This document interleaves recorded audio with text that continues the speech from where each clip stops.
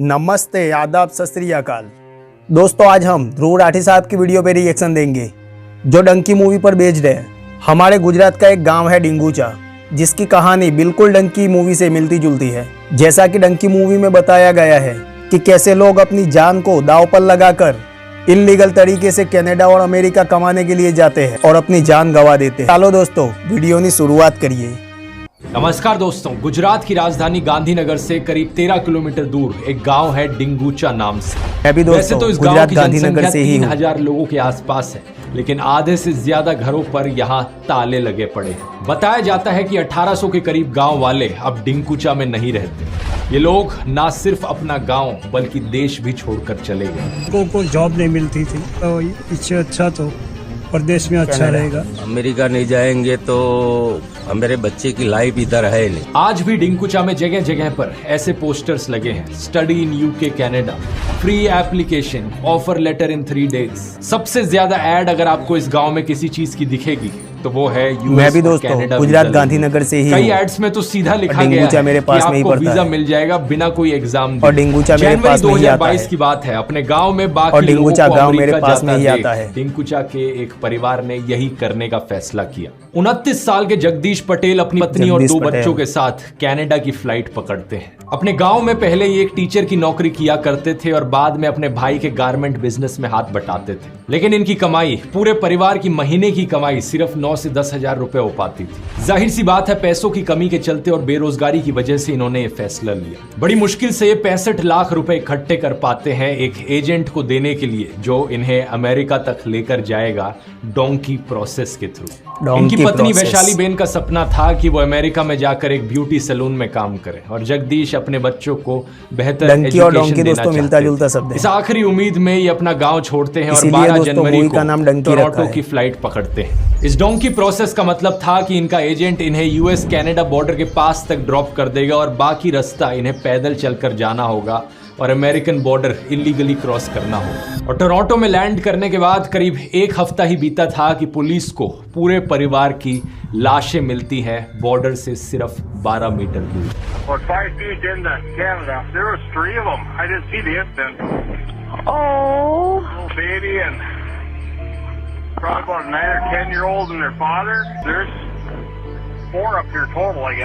इन चारों ने बेहद बर्फीले मौसम में दम तोड़ दिया था। ये शायद इस बात से अनजान थे कि यहाँ पर -35 डिग्री सेल्सियस की ठंड में इन्हें बॉर्डर क्रॉस करना पड़ सकता है।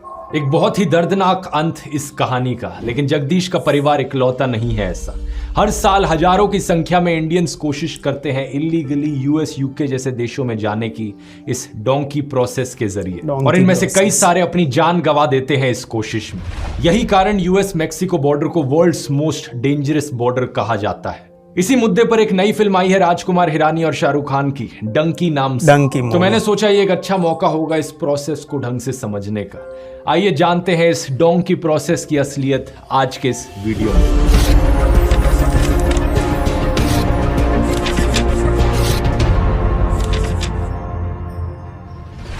ये जो पूरा प्रोसेस है दोस्तों, बिना वीजा के किसी देश में जाने का, बैकडोर इलीगल एंट्री करने का, इसे डोंकी फ्लाइट या डोंकी प्रोसेस का नाम दिया जाता है। शुरुआत में इस शब्द को सिर्फ यूके के लिए इस्तेमाल किया जाता था। कई इंडियंस यूके तक इस तरीके से जाने के लिए पहले यूरोप की शेंगन जोन में जाते थे। ये 27 यूरोपियन देशों की एक जोन है जहां पर सिर्फ एक शेंगन वीजा की जरूरत होती है। इनमें से किसी भी देश का वीजा हो तो बिना दूसरे देश के वीजा के बॉर्डर क्रॉस किया जा सकता है। हालांकि यूके कभी भी शेंगन जोन का हिस्सा नहीं रहा, लेकिन यूरोप काफी पास आ जाता है यूके के।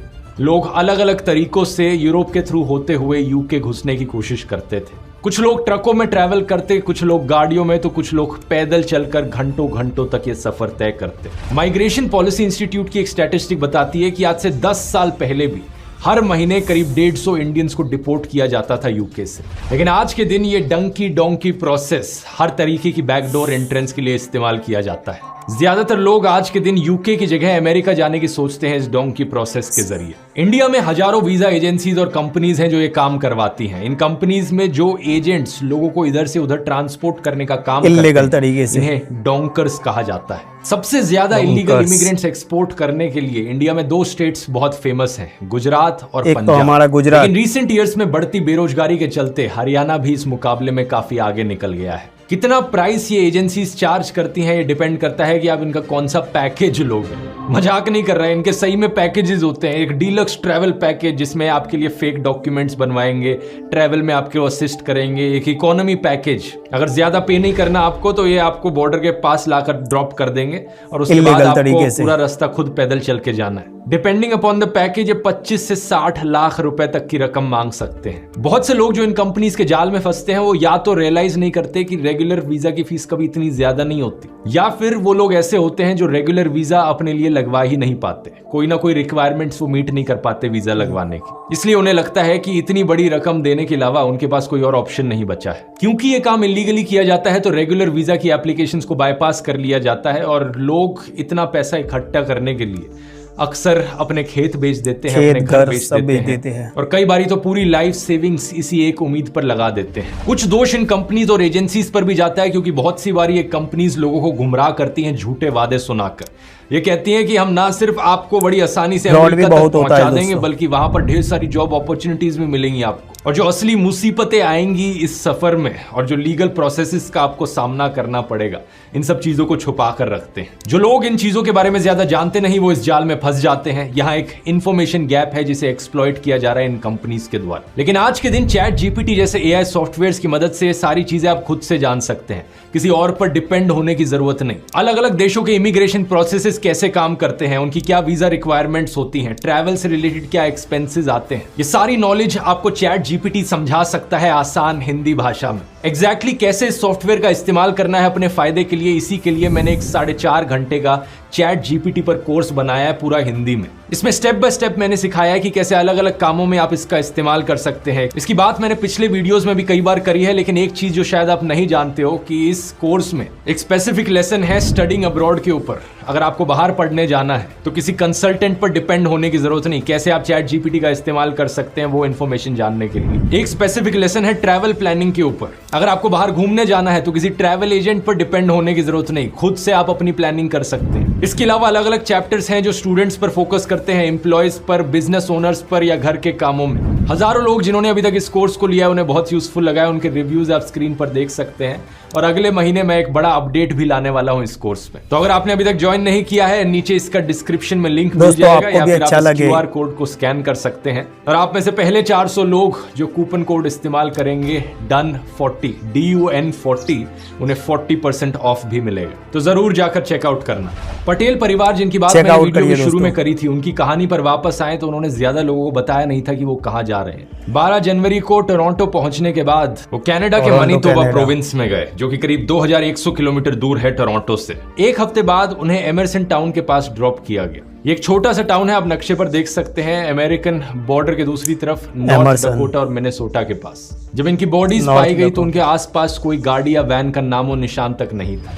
इसका मतलब था कि ये काफी समय से चल रहे थे। और सेम दिन जब इनकी बॉडीज मिली तो कैनेडियन साइड पर एक 47 साल के यूएस सिटीजन स्टीव शैंड को भी अरेस्ट किया गया, एमरसन से करीब 8 किलोमीटर दूर। ये एक 15 सीट वैन ड्राइव कर रहे थे जिसमें 2 गुजराती बैठे थे पैसेंजर्स के तौर पर। इसके बाद 5 और गुजराती पाए गए जो अमेरिका के 400 मीटर अंदर मिले। जब अथॉरिटीज ने इन्हें पकड़ा तो इन्होंने बताया कि ये 11 घंटे से चले जा रहे थे। इन 5 लोगों में से एक के पास बैकपैक था जिसमें बच्चों के डायपर्स, खिलौने और बच्चों के कपड़े थे। इन्होंने बताया कि ये बैग इनका नहीं है। इन्होंने कहा कि हमारे साथ 4 और लोग थे जो रास्ते में कहीं भटक गए, ये बैग उसी परिवार का है। इवन दो ये प्लान फेल रहा, लेकिन ये 7 गुजराती लोग कम से कम सरवाइव तो कर गए। बाद में इन्हें और उस अमेरिकन सिटीजन को अरेस्ट कर लिया गया अमेरिकन पुलिस के द्वारा। अमेरिका का ये नॉर्दर्न बॉर्डर जो कनाडा के साथ मिलता है, यहाँ पर -35 -40 डिग्री सेल्सियस तक ठंड हो सकती है। सोचकर लगेगा कि सदर्न बॉर्डर से अमेरिका में घुसना बेहतर होगा, लेकिन नीचे का जो बॉर्डर है यूएसए मैक्सिको का, वो और भी खतरनाक है। जो लोग वहां का रास्ता अपनाते हैं इस डोंकी प्रोसेस के दौरान, उन्हें और भी मुश्किलों से जूझना जूझना पड़ता है। भाई हम अमेरिका डोंकी खातर आए थे भाई, 4 जने बचे भाई, हम भूखे पेट चलने लग रहे 5 दिनों की जंगल में। देखिए भाई मैक्सिको भाई ऐसे ना जाओ, अपने जीव को अपनी जान को खतरे में डाल के मत जाओ। हमने 2 महीने हो गए। पैसा तो यार इंडिया में भी कमा सकते सभी हैं भाई आता है भाई। मैं एक बात कहना चाहूँ भाई, डोंकी में कोई ना आइयो भाई, 1 नंबर में चले जाओ भाई। साउथ अमेरिका से शुरू होने वाले डोंकी रूट इक्वाडोर या ब्राजील में शुरू होता है। ये 2 ऐसे देश जहां पर इंडियंस के लिए वीजा लेना कंपैरेटिवली ज्यादा आसान है। इक्वाडोर में तो 2019 से पहले वीजा की जरूरत भी नहीं होती थी। यहां पहुंचने के बाद एक हजारों किलोमीटर लंबा सफर तय करना पड़ता है। एक ऐसा सफर जो ऊपर कोलंबिया देश फिर पनामा देश से होते हुए मैक्सिको में जाता है। यहाँ एक बहुत घना जंगल है, 100 किलोमीटर से ज्यादा बड़ा। इसे द डैरियन गैप कहा जाता है। इस एरिया में कोई सड़कें नहीं है, सिर्फ पहाड़ और जंगल, झाड़ियां और नदियां। कोई सरकारी अथॉरिटी भी प्रेजेंट नहीं है इस एरिया में और इसे one of the most dangerous areas में से कंसिडर किया जाता है दुनिया के, क्योंकि यहाँ पर ड्रग कार्टेल्स और गुरिल्ला ग्रुप्स अक्सर इस रास्ते को इस्तेमाल करते हैं। जो लोग इस रास्ते को अपनाते हैं वो अक्सर इन गैंग्स के थ्रू मारे भी जाते हैं।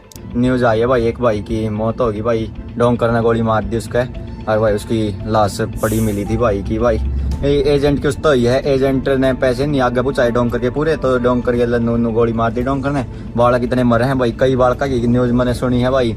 जंगल में 3-3 महीने हो लिया भाई, यहाँ का सुराग नहीं ला रहा। इस जंगल को क्रॉस करने के बाद मेक्सिको का रेगिस्तान आता है जहां पर बहुत जबरदस्त गर्मी पड़ती है, और फिर आती है ये दीवार, ये ऊंची सी दीवार जिसे डोनाल्ड ट्रंप के समय में बनाया गया था मोस्टली।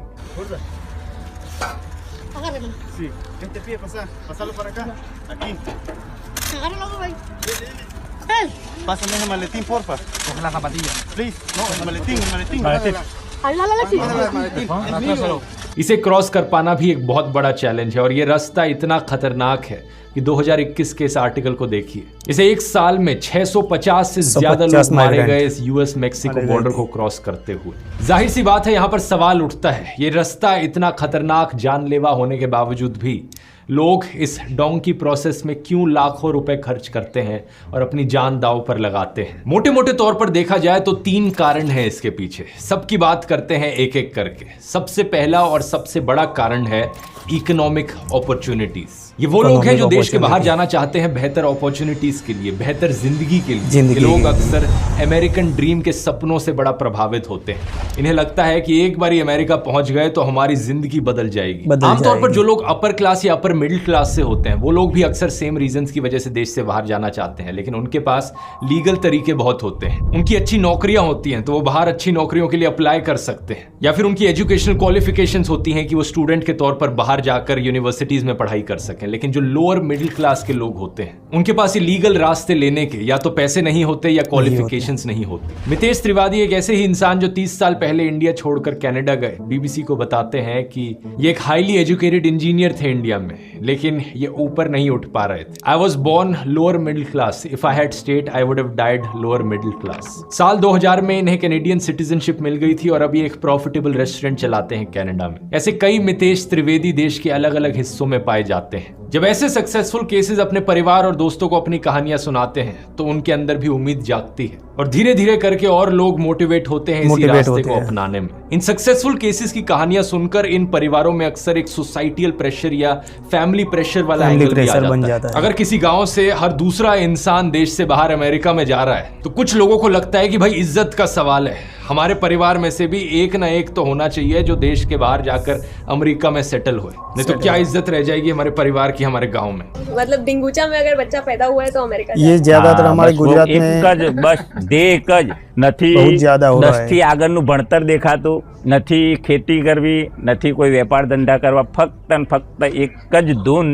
કે ભાई अमेरिका जाऊं। इसके रिगार्डिंग अगर आप डेटा देखोगे तो बहुत शॉकिंग है। इस चार्ट को देखिए। यूएस कस्टम्स और बॉर्डर प्रोटेक्शन के अनुसार कितने इंडियंस एक्चुअली में इलीगली अमेरिकन बॉर्डर्स में घुसे, साल भर साल ये नंबर कितनी तेजी से बढ़ता गया है। 2013 में नंबर नेग्लिजिबल होता था, लेकिन 2017 और इनफैक्ट 2019 के बाद से देखिए कितना बड़ा यहाँ पर इंक्रीज देखने को मिला। 2020 से लेकर 21 के बीच में 30,000 से ज्यादा इंडियंस ने ये किया।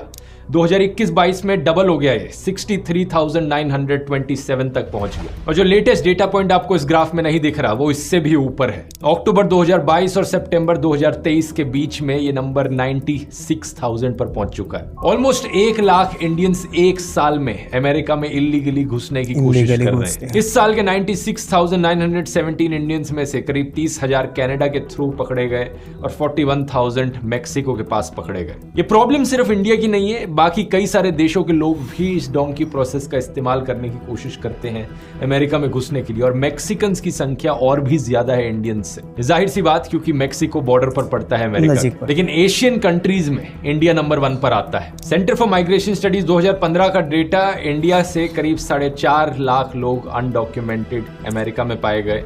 चाइना का ये नंबर इंडिया से थोड़ा सा कम है, ऑलमोस्ट 4 लाख पर, और बाकी और देशों के नंबर्स आप स्क्रीन पर देख सकते हो। अब बात करते हैं दूसरे कारण की जिसकी वजह से लोग ये कर रहे हैं, जो कि है बढ़ती बेरोजगारी देश में। यही कारण है जिसकी वजह से बहुत से हरियाणवी लोगों ने पिछले कुछ सालों में ये किया है, क्योंकि centre for monitoring Indian economy सितंबर 2022 की रिपोर्ट के अनुसार हरियाणा का अनएम्प्लॉयमेंट रेट देश में नंबर 1 पर है। हरियाणा में हाईएस्ट अनएम्प्लॉयमेंट देखने को मिलती है। 37.3% लोग बेरोजगार हैं, जो कि 4 गुना ज्यादा है नेशनल एवरेज से। और ये ऑफ कोर्स रूरल हरियाणा में, शहरों के बाहर सबसे ज्यादा देखने को मिल रहा है। ये लोग अपनी असल जिंदगी में अपने देश में इतनी बुरी हालतों में जी रहे हैं कि इन्हें लगता है कि इस जानलेवा रास्ते को चुनना अभी के हालातों से तो बेहतर होगा। हजारों गाँव में बेरोजगार लोग अपने परिवार की जमीन बेच रहे हैं, सोना बेच रहे हैं, ताकि इस काम के लिए पैसे इकट्ठे किए जा सके। ढाटरथ, मोरखी और कलवा कुछ गाँव है हरियाणा के जींद डिस्ट्रिक्ट में जो डोंकी सीकर्स का हब बन गए। ये लोग अक्सर एक और रास्ता अपनाते हैं, दुबई जाना टूरिस्ट वीजा पर, और शेडी होटल्स में रुकना बिना प्रॉपर खाने के, और सीक्रेट कंटेनर्स में बैठ के एक से दूसरे देश में जाना। एक ऐसे ही 20-21 साल के हरियाणवी लड़के निश्चय शर्मा ने अपनी कहानी सुनाई कि वो पढ़ाई में कमजोर होने के चलते स्टूडेंट या जॉब वीजा लेकर बाहर नहीं जा सकता था, तो इसलिए उसने डोंकी फ्लाइट का रास्ता अपनाया। इसके अनुसार ये बड़ा लकी था, 5 महीने के अंदर अंदर ही पहुंच गया। कैलिफोर्निया गया 9 अलग अलग देशों को पार करते हुए, कभी जंगलों से तो कभी एक्सट्रीम वेदर से गुजरते हुए। ये कहता है कि कई बार इस जर्नी को करने में 2 साल तक का समय लग सकता है। बहुत से लोगों को मारा जाता है, लॉकअप में डाला जाता है, और कई तो मारे भी जाते हैं इस रास्ते में। हरियाणवी यूथ का कहना है कि वो परेशान हो गए हैं इस जॉबलेसनेस की टॉक्सिक साइकिल से और एंट्रेंस एग्जाम के पेपर लीक्स की खबर सुनकर। लेकिन बहुत से लोग सही मायनों में ये रियलाइज नहीं करते कि इस रास्ते को अपनाना कितना खतरनाक हो सकता है। फिर आता है दोस्तों तीसरा कारण डोंकी बनने के पीछे, जो कि है एस्केपिंग पॉलिटिकल प्रोसिक्यूशन। जो लोग अपने देश से भागते हैं क्योंकि उनके खिलाफ अत्याचार हो रहा था या डिस्क्रिमिनेशन हो रही थी। अब टेक्निकली देखा जाए तो बॉर्डर पेट्रोल के अनुसार ये सबसे बड़ा रीजन है जो लोग रिपोर्ट करते हैं। लेकिन क्या एक्चुअली में ये सबसे बड़ा कारण है डोंकी फ्लाइट लेने के पीछे? यहाँ एक इंटरेस्टिंग बात आपको बताना चाहूंगा। जो लोग डोंकी का रास्ता अपनाते हैं वो लोग बॉर्डर क्रॉस करने के बाद क्या करते हैं, कभी सोचकर देखा है? क्या वो पुलिस से छुपते घूमते हैं और छुप छुप कर अपनी नई जिंदगी की शुरुआत करते हैं? ऐसा नहीं है। ज्यादातर लोग खुद ही अपने आप को बॉर्डर पेट्रोल के हवाले कर देते हैं। बॉर्डर क्रॉस करते ही जो गार्ड्स खड़े होते हैं खुद ही अपने आप उनके साथ चले जाते हैं, उनसे भागने की वजह। और इसके पीछे कारण है असाइलम सीख करना।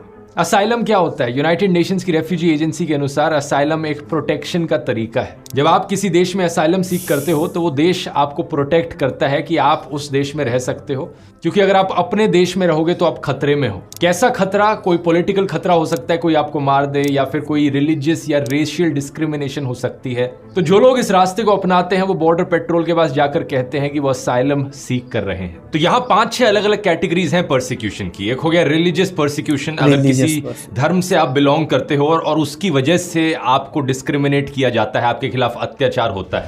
एक हो गया पॉलिटिकल परसिक्यूशन, किसी को उनकी पॉलिटिकल बिलीफ्स की वजह से उन्हें खतरा पहुंचता है, किसी की एथनिक या रीजनल आइडेंटिटी की वजह से उनको खतरा पहुंचता है, उनके खिलाफ अत्याचार होते हैं। एक हो गया कास्ट बेस्ड परसिक्यूशन, किसी की कास्ट की वजह से उनके खिलाफ अत्याचार हो रहे हैं। या फिर एक हो गया सोशल ग्रुप परसिक्यूशन, अगर आप किसी सोशल ग्रुप का हिस्सा हो जिसके खिलाफ वायलेंस देखने को मिल रहा है, जैसे औरतें या एलजीबीटी कम्युनिटी, तो टेक्निकली काफी सारे कारण हो सकते हैं।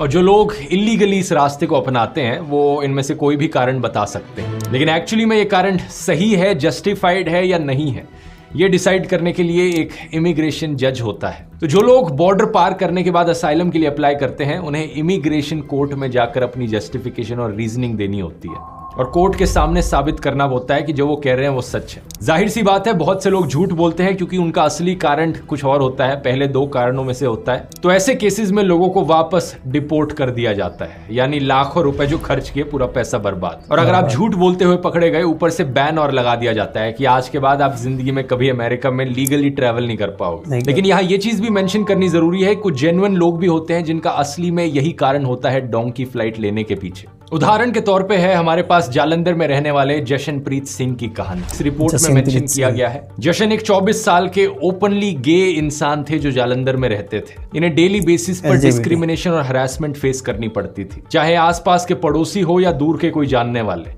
लेकिन हालात एक दिन इस कदर बिगड़ गए कि गालियों से आगे बढ़कर मारा पीटा भी जाने लगा इन्हें। ये बताते हैं कि एक बार इन पर किसी के साथ ऐसा नहीं करना चाहिए और इन्हें जान से मारने की कोशिश वो भी इंसान है। इसकी वजह से इनका एक हाथ म्यूटिलेटेड है।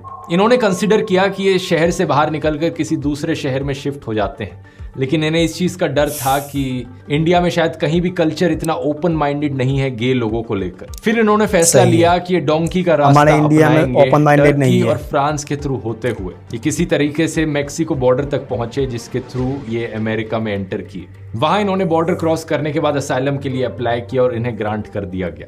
एक सवाल आपके मन में आएगा कि ये करने के लिए डोंकी का रूट अपनाने की क्या जरूरत थी, और इसके पीछे सिंपल रीजन ये है कि असाइलम उन्हीं लोगों को दिया जाता है जो एक्चुअली में उस देश में मौजूद होते हैं। यूएसए के रूल्स के अनुसार अमेरिका में अगर आपको असाइलम करना है तो अमेरिकन सॉइल पर आपको होना चाहिए, लेकिन ऐसे केसेस बहुत कम होते हैं। और यहाँ पर यह भी याद रखने वाली बात है कि इकोनॉमिक माइग्रेशन को असाइलम की कैटेगरी में कंसिडर नहीं किया जाता। बहुत से लोग इसी कोशिश में महीनों तक, सालों तक इन्वेस्टिगेशन के अंडर रहते हैं।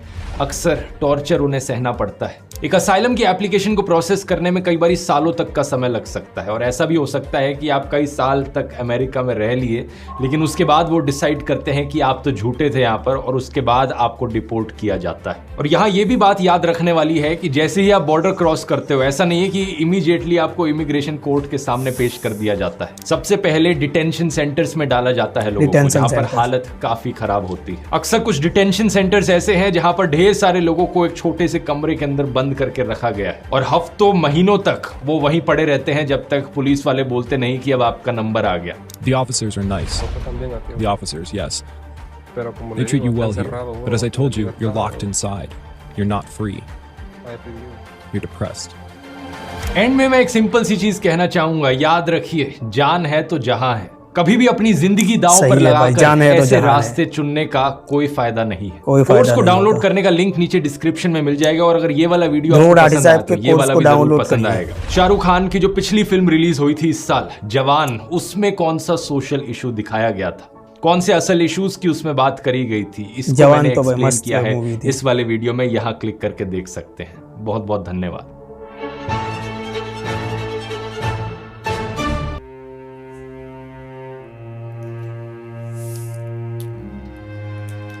तो दोस्तों, ध्रुव राठी साहब ने बहुत ही अच्छे तरीके से समझाया कि कैसे डोंकी फ्लाइट में ऐसे हजारों केस है हमारे इंडिया में, कितने लोग जान गंवा देते हैं दोस्तों ये इनलीगल तरीका चुन के।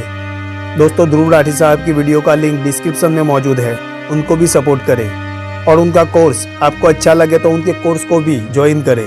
और दोस्तों, आपको वीडियो अच्छी लगी हो तो लाइक करें, शेयर करें और हमें सपोर्ट करें। आज के लिए बस इतना ही। जय हिंद।